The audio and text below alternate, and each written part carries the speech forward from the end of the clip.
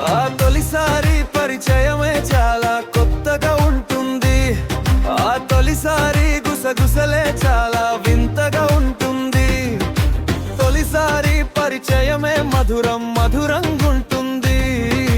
తొలి తొలి గుసగుసలే కమ్మని కాఫీలా ఉంటుంది.